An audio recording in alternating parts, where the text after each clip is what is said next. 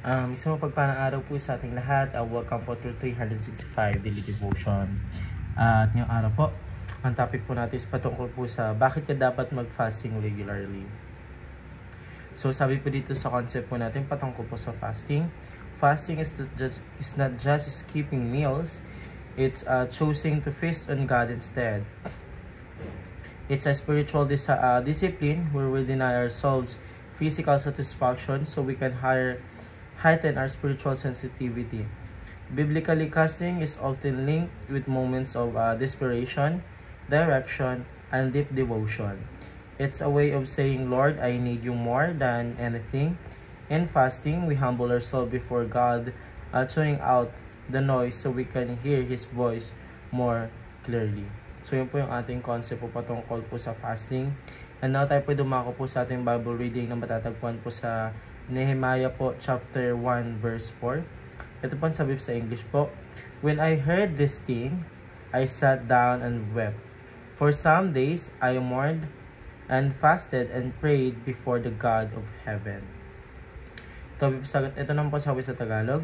Nang marinig ko mga salitang ito, ako'y umupo, umiyak at tumangis ng ilang araw at ako'y nagpatuloy sa pag-aayuno at pananalangin sa harapan ng Diyos ng langit.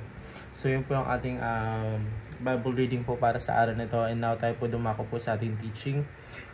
Una po, fasting is normal Christian discipline.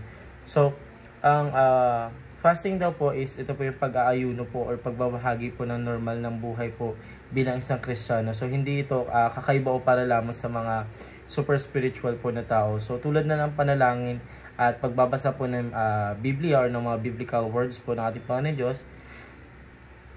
At ang pag-aayuno ay isang spiritual po na disiplina na tumutulong po sa atin upang mas papalapit po sa Diyos. So ginagawa ito ng mga Kristiyano po or mga mananampalataya po ng ating Panginoon Diyos sa Biblia gaya ni Nehemiah po. So doon po si Nehemiah po, kaya ito rin ay inaasahan sa buhay ng mga Kristiyano ngayon. So yun po yung una nating teaching po. Yung pangalawang katuruan naman po is fasting is spending a lot of time with God.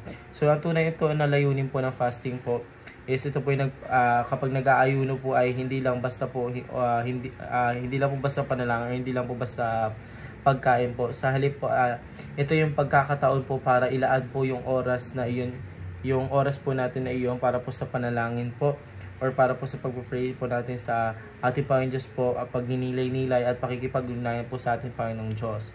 So pamamagitan po ng pag-aayuno, mas nakapag-focus po tayo sa Panginoon at sa Kanyang salita kaya sa ating sariling mga kagustuhan po. So kapag sabi po kapag tayo po yung nag-aayuno, mas more on sa oras po natin is dapat nakafocus po tayo kay God kasi hindi po natin binibigyan ng time po yung mga walang kwenta naman pong bagay na ginagawa po natin. So ang pag-aayuno po is mahalaga po kasi dito po napapakita kung gano'n na po kalalim po yung relasyon po natin sa ating Panginoon Diyos.